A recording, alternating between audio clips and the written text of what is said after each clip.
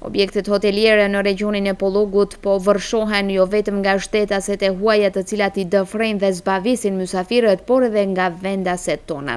Sektori i punëve të brendshme në Tetov dje mbrëma ka kryer kontroll në 2 objekte hoteliere në rajonin e Tetovës. Me që rast kanë hasur në 6 valltare, 3 prej të cilave kanë qenë shtetase të huaja dhe 3 të vendit tonë. Gjatë kontrollit realizuar në objektin hotelier Babylon në rrugën Kolin e Delkovski në Tetov në pronësi të 39 vjeçarit nga Tetova me inicialet AB, janë hasur 3 shtetase të huaja, 2 prej të cilave nga Shqipëria dhe 1 nga Serbia, si dhe puaq vajza nga Maqedonia, të cilat kanë vallëzuar dhe i kanë argëtuar mysafirët.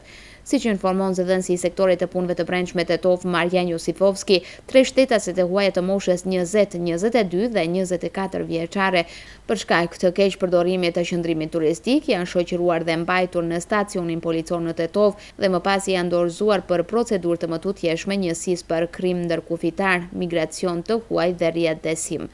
Pak më vonë, 3 shtetaseve të huaja u është shqiptuar gjobë në vlerë prej 533 euro mas për dëbim dhe ndalim për 1 vit të hyrjes në Maqedoni, thekson Josifovski.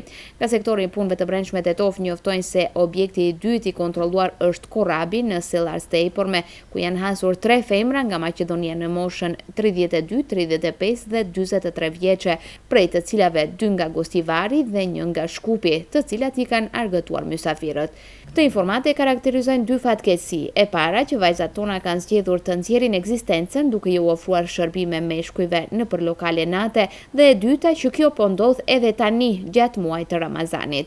Informatat se vajzat tona kanë përfunduar nëpër lokale nate kanë qarkulluar edhe më herët, por ndryshe nga atëherë shkupianet vinin këndej nga nuk i njihnin e gostivarësit shkonin në Shkup për t'u ofruar zbavitje meshkujve që frekuentojnë baret e natës. Nga sektori i punëve të brendshme Tetov njoftojnë se aksionet e kontrollit nëpër lokalet e natës do të vazhdojnë edhe gjatë periudhës në vijim.